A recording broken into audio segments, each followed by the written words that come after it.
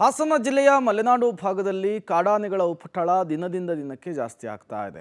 ಇದರ ನಡುವೆ ಒಂಟಿ ಸಲಗದ ಕ್ರೇಜ್ ಕೂಡ ಜಾಸ್ತಿ ಆಗ್ತಾ ಇದೆ ಹಾಸನದ ಭಾಗದಲ್ಲಿ. ಹೌದು, ಅದೇ ಭೀಮನ ಕ್ರೇಜು.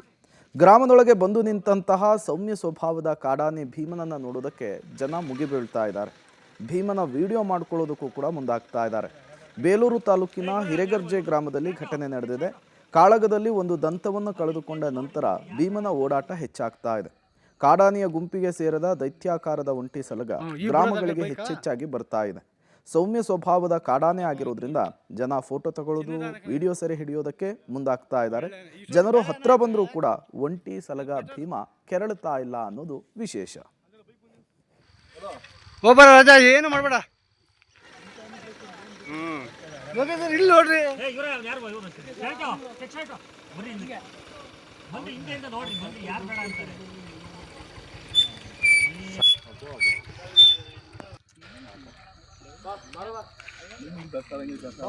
ಈ ಬಿಡೋದಂಗ ಬೈಕ